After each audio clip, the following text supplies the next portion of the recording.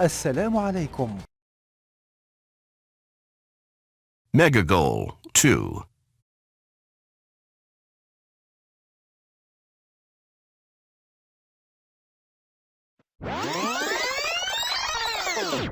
From Jonathan Maynard, jmaynard@finestfootwear.com. Subject: Response to your email. 2. Silva@madeinbrazil.com. Dear Mr. Silva, I want to apologize for not answering your email sooner. I've been on the road for the last few days, and I got back only yesterday. Although most of our shoes are imported directly from Asia, we are currently looking for new suppliers, such as ones in Brazil. I look forward to meeting you and discussing the various possibilities. Please email me as soon as you make your final travel arrangements to the United States so that we can set up a time for a meeting. Best regards, J. Maynard. Jonathan Maynard, Import Manager, Finest Footwear International. Your friend sent you an e-card from graduationcards.com. Click on the cake to view it. Although you're out of sight, you aren't out of mind. And even though you're far away, I want to wish you a great graduation day. From David Hamilton, dhamilton@unicor.com. Subject: Out of office reply for David Hamilton. 2. P. Smith@unicor.com. I will be out of the office from October 19th to 22nd and will not have access to email. For any urgent matters, please contact Sean_Taylor@unicor.com. David Hamilton. 2. Olivia@megagoal.com. Subject: Visit you in Paris, November 15th. Hi, Olivia. How's work and how's Paris? Hope you're getting used to your new way of life and taking advantage of living in such a wonderful city. Guess what? I'm coming to France on vacation at the end of the month, and I'll be staying in Paris for a few days. I was wondering if you could put me up. However, I don't want to inconvenience you in any way. I'm used to sleeping anywhere. Let me know if it's all right if I stay with you. What's the weather like now? Last time I was in Paris, it was so rainy that I was soaked most of the time, in spite of my raincoat and umbrella. I'm really looking forward to seeing you again. Your best friend, Melanie. I want to apologize for not coming to your graduation ceremony. Don't worry. That's quite all right. Congratulations. I wish you lots of success. Thanks a lot. I'm looking forward to the new job. 1. Message on a voicemail system. This is Michael Johnson. I'm calling on behalf of Mr. Kramer. I'm his assistant. Mr. Kramer is sorry, but he's not able to see you at the arranged time on Thursday. He asks if you could meet at the same time on Monday instead. Mr. Osman, would you call me at your earliest convenience so that we can confirm the new day for the meeting? My number is 972-555-9797. That's 972-555-9797. 2.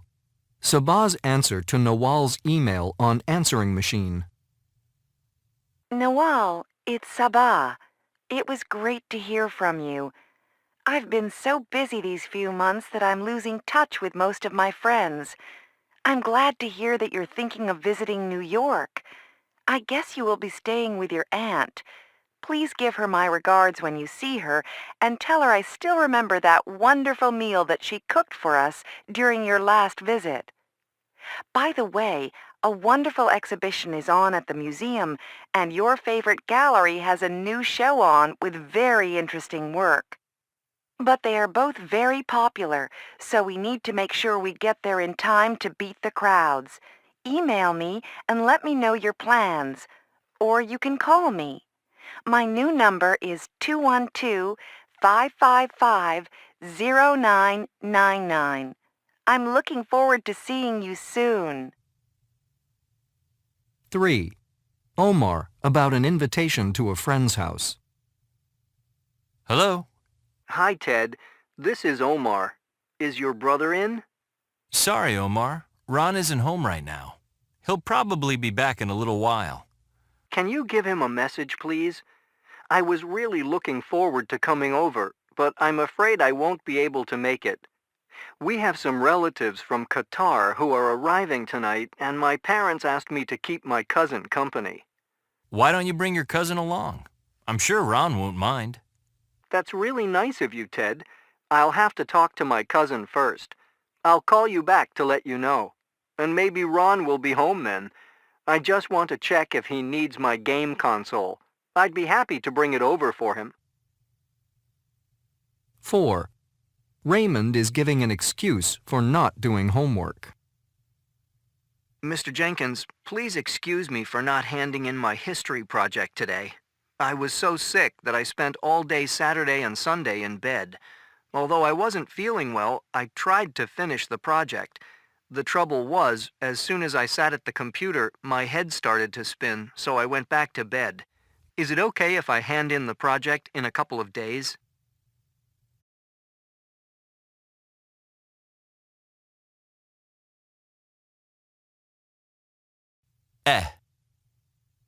Send.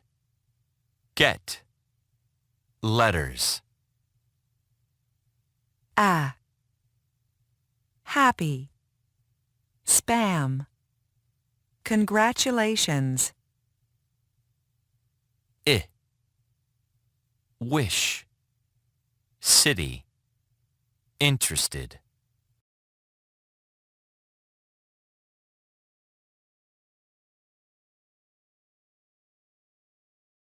Abdullah, thanks for inviting me to your graduation event. I was really looking forward to next Thursday night. I've been planning this event for ages. You're coming, aren't you?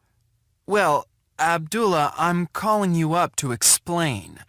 Unfortunately, I'm not going to be able to make it. No way. I refuse to accept that. I insist on your coming. I'm sorry, I really am. You see, it's my uncle's wedding, and they're having the whole family over for dinner. They expect me to be there, and I can't let them down. So sneak out as soon as the dinner's over. I can't just walk out like that. Of course you can.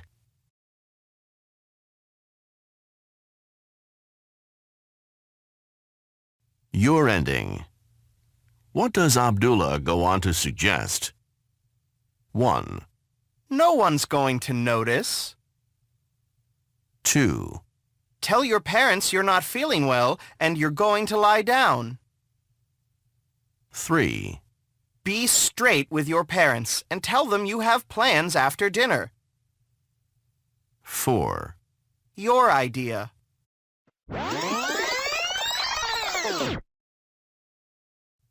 From smoke signals to email, keeping in touch.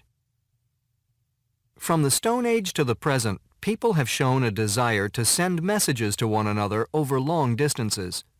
In ancient times, according to one story, a chain of fires on mountaintops was used to relate the news of the fall of Troy to the people in Greece.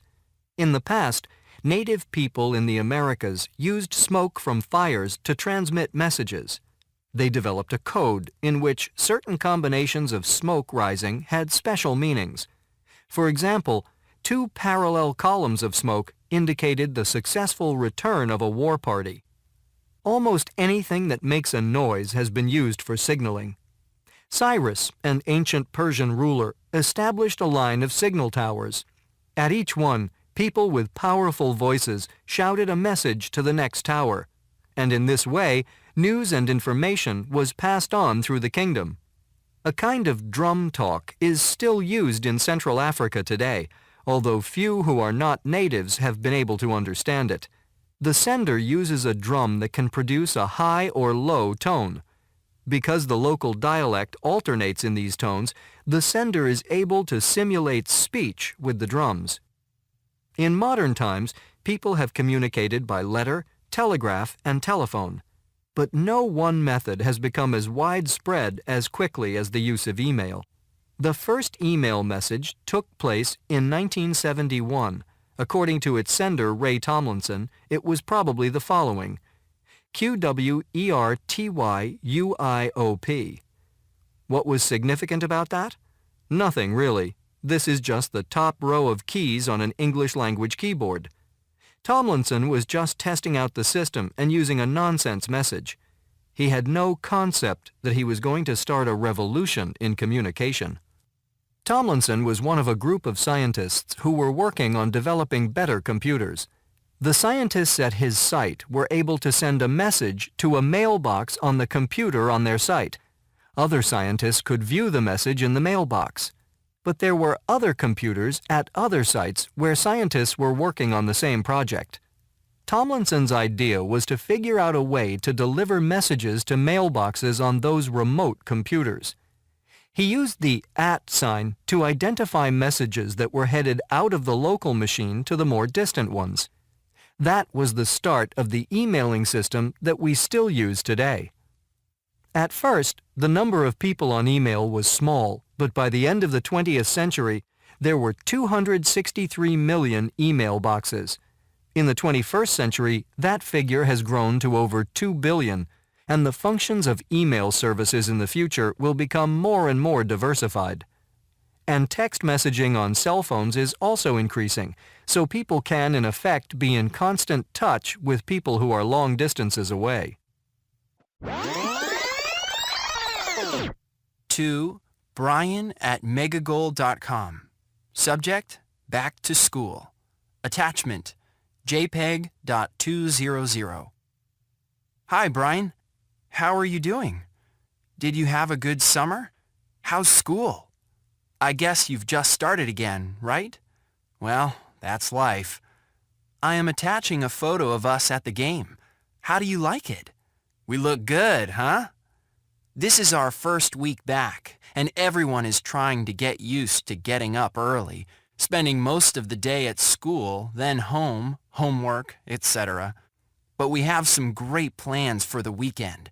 We'll drive to the desert with my cousins and spend the night there. I wish you could come along. It would be so much fun. Guess what? My father promised to let me drive the Jeep in the desert.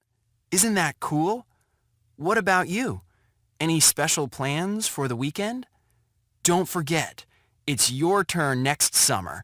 You are going to come to Saudi and stay with us. I'd better not talk about the summer now. Time to get organized and get down to homework. Give my best to your family. Idil. P.S. My teacher complimented me on my English. I told him I had spent 2 months practicing with my friend. إن أعجبك الفيديو لا تنسى الإعجاب والاشتراك في القناة.